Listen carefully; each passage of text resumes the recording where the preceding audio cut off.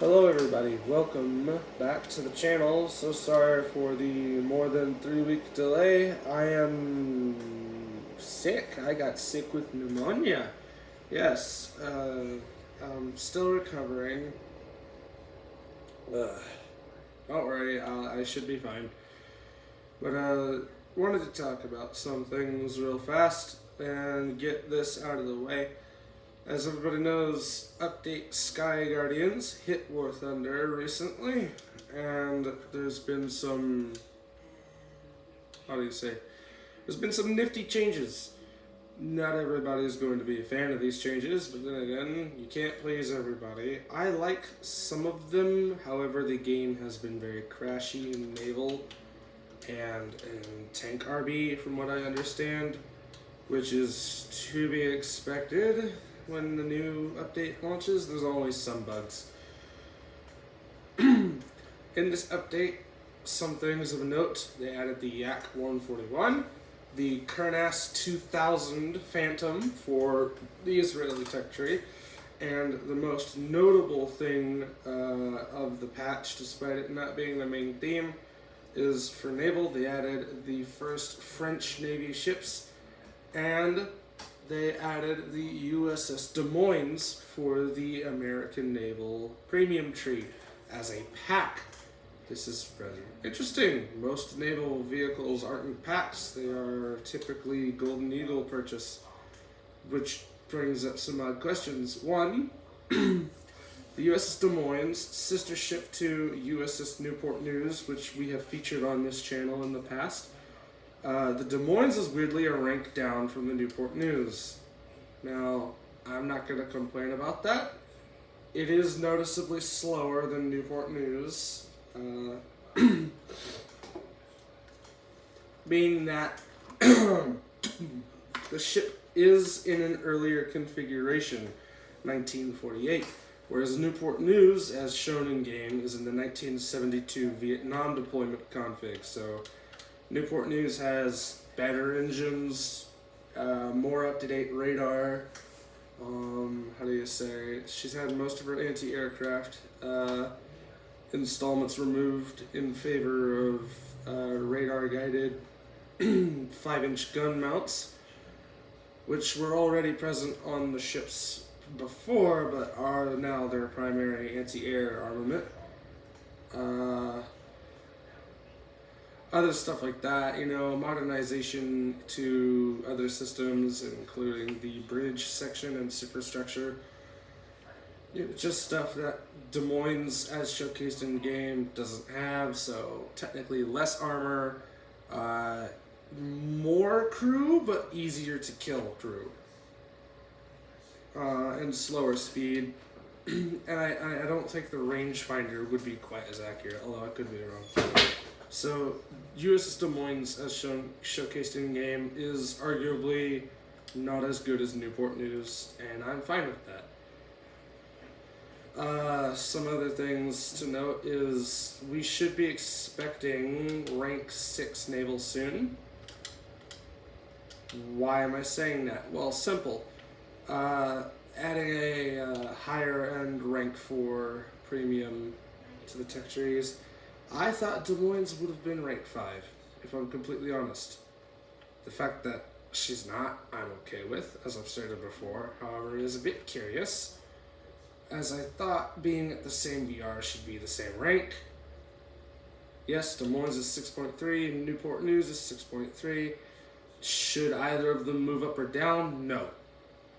The Des Moines is a step up in capability from the Helena, and the Newport News, while it's a step up in capability from Des Moines, it is not sufficient enough in capability to be moved into anything like 6.7. That's too high. She's good where she's at. Hell, I still have some games where full up tier is very present and very dangerous, and I often die pretty regularly whenever I get full up tier, just because Newport News herself is not equipped to fight anything like, say, a USS Alaska. USS Alaska just has better armor, definitely better guns, Let me think. What else? While the Alaska is not as fast as Newport News, when it comes into a comparison between the Des Moines and Alaska, the Des Moines is barely as fast and still suffers that armor and penetrative power problem that I was just talking about. So the Alaska is just outright better. It's a better ship. It doesn't maneuver as well, but when it comes to all the other stats, the Alaska outperforms the Des Moines class heavy cruisers. And that makes sense because the Alaska was designed as a battle cruiser, which is why it's at 7.0. I think rank 6 for naval is coming soon, and when it does, we should see a step up in ships or ship capabilities. What they would add to fill rank 7, I'm not entirely sure at the moment. We could get some more modern destroyers. Although, being destroyers, I couldn't honestly say that they would qualify for rank 7.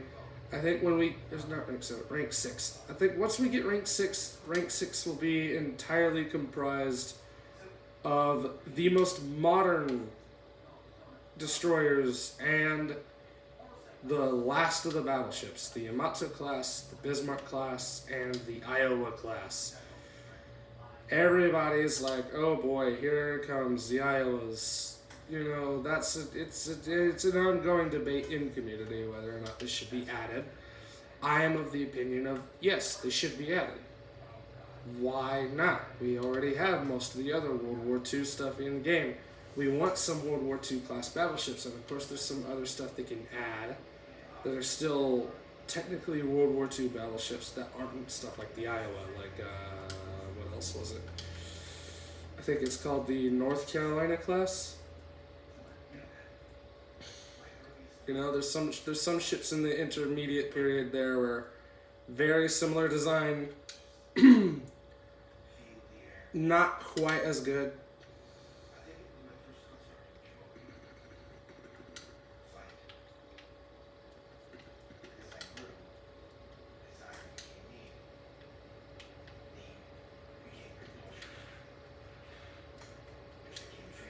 You know, it's just in general. There's also stuff in the German and Japanese sectors. Like, as far as I'm aware, I need to check again, but the Congo class fast battleship, or even, you know, they added Scharnhorst. Why not add more Scharnhorst class ships to fill the gaps?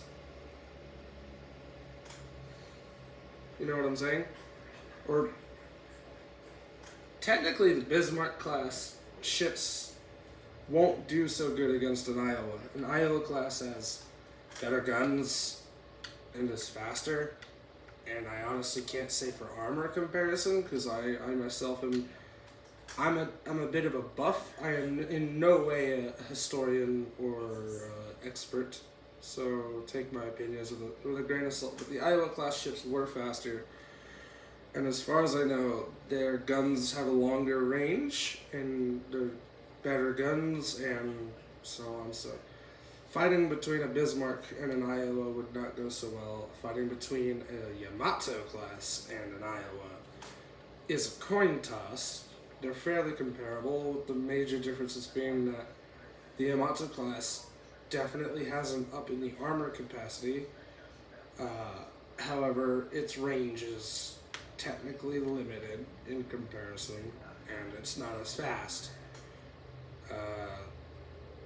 So if you're fighting a Yamato class battleship, you want to keep your range if you're in an Iowa, unless you can outmaneuver the guns, which should be typical in the fact that it's known that Yamato class battleship guns had a slow traverse because they were so large and heavy, and the Japanese favored more electrical systems over primarily hydraulic, because hydraulic was extra complicated for them at the time. Although I'm not sure if that was actually the case on the Yamato class ships. I don't know if they used electric turret rotation or hydraulic. That one's mystery of its own that I will need to look into.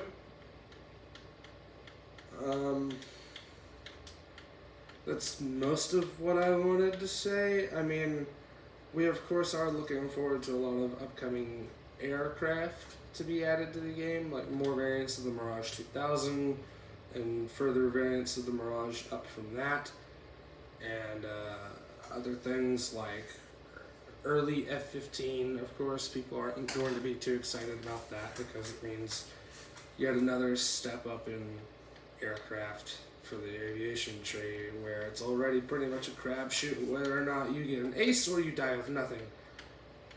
And most of the time you die with nothing. Top tier has become pretty ruthless recently. It has become you will die. It's a matter of just when.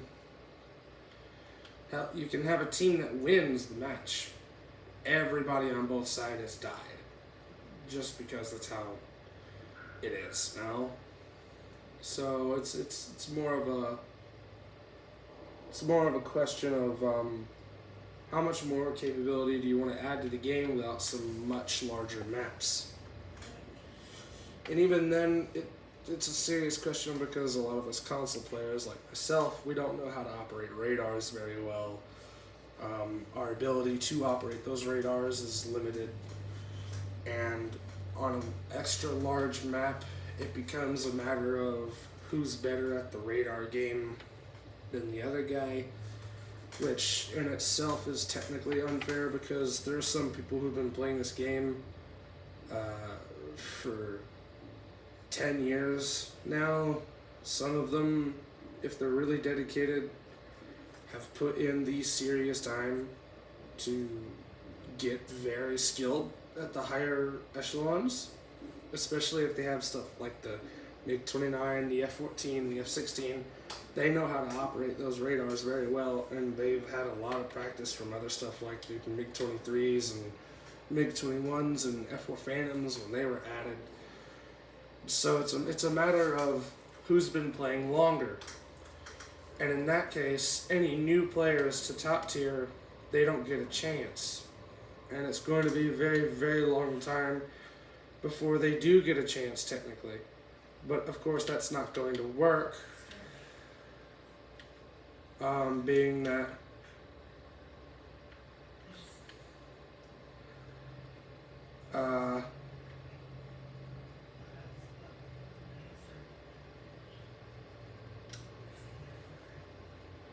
where was I going with this? Being that by the time they've got the experience to operate certain things a certain way, there'll be so many other players above them in that skill echelon where it becomes effectively pointless. You know, if you're in the middle tier of the skill bracket, you're going to wind up staying in the middle tier of the skill bracket because you'll be constantly beat down.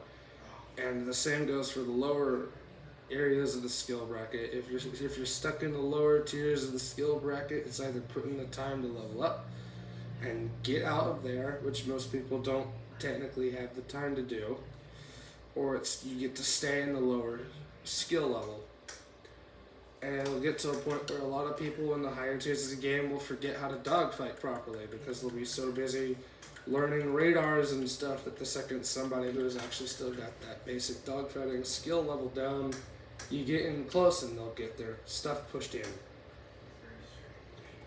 Is that fair? Not really. So there's a couple balancing issues that need to be addressed in the game that I personally feel could be a major issue later down the line. However, I am still excited for new additions to aviation. There's dozens, if not hundreds, of aircraft that they still haven't added, from things like World War I through World War II and even into the Korean War and early Vietnam. Like, we only recently got an A6 Intruder variant, and that's a premium right now. And it's a high tier premium, and it's a late variant with high tier missiles. If you want to present the A6 Intruder as more realistic, you can showcase it as its early configs just after the Korean War and into the early Vietnam War, where all they had are AIM-9Bs, if they had even that, and some bombs. And they had an onboard gun at one point in those early variants as well. You could showcase the Intruder when it still had the quad cannon config that you find on the Crusaders. You know, there's all sorts of stuff you can do. So, what I'm trying to say is I'm looking forward to the game's progression. Most notably so in the naval side of things, since I've gotten into that recently with stuff like the Newport News, and up into the higher echelons of the game for naval. Because despite the fact that, you know, there's all these higher tier players who have gotten up there before me, I can still play competitively in naval, because with naval we don't have anti-ship missiles and crazy stuff like that yet, technically. The kinds of ships that do have those sorts of technologies with high-firing autocannons or, you know, ship-to-ship missiles, they're in the lower tiers. And they're premiums, and they're ships that are hard to use and hard to figure out, and most new players won't work with them long enough to really put in the time. Stuff like the USS Douglas, it's technically an Asheville class. It gets 2 of those specialized anti-ship missile launchers, like I said. It can only fire 2. It cannot reload them even if it's on a cap. And it's over 6,000 Golden Eagles, and most newer players aren't going to spend the $50 in Eagles for a ship like that when it's, you know, there's another example in the tech tree and they know it. And also, it's not a very well armored ship. It only has the one 3-inch gun on the front and the 250 cals. It's not going to kill many things very fast. It only gets 2 of those missiles, like I said. It can only shoot them once. So most players don't buy that ship. It's a rare sight to see in battle, and when you do see it, it'll either do really well or really crappy, because they'll either not know what they're doing or they'll be very skilled. They'll be an old player going back down to the lower ranks, that kind of thing. Anyway, I'm excited to see more ships, like, you know, stuff like the Alaska and, you know, even the Bismarck class of ships, and just other stuff in naval that would be very nice to have for historical reasons. Like, as far as I know, we have a New York class battleship in game, maybe. I don't think the Wyoming's one of them.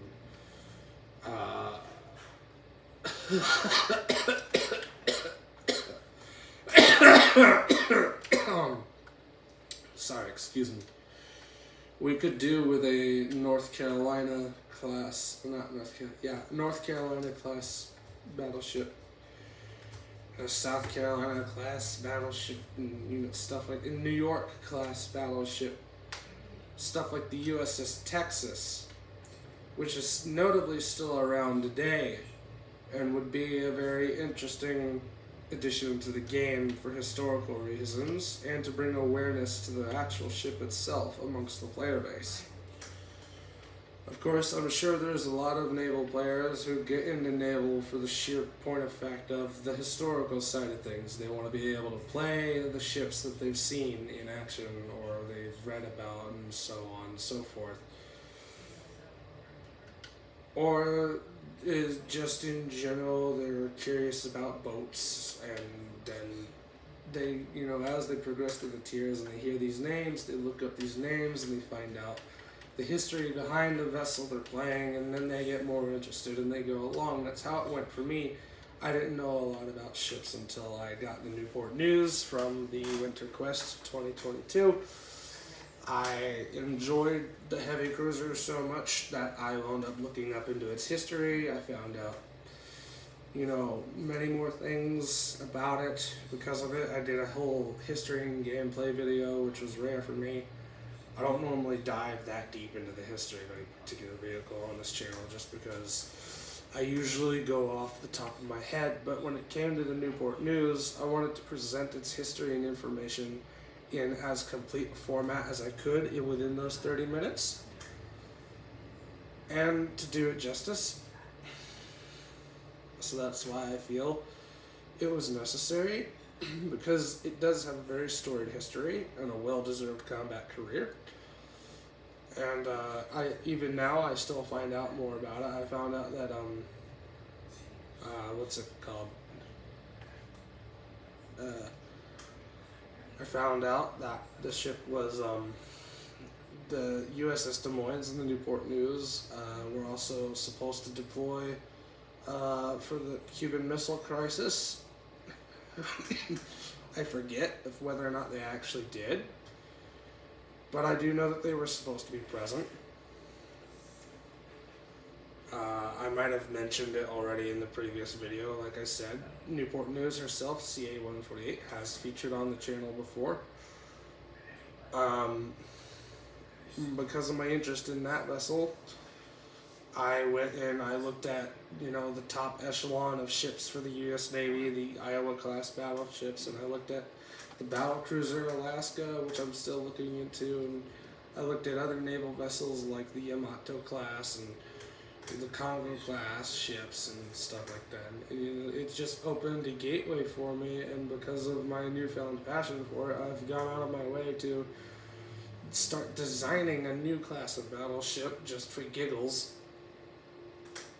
and finding out as I'm going along that I'm actually doing a pretty competent job when guessing overall tonnage and for its size and so on, and anyway,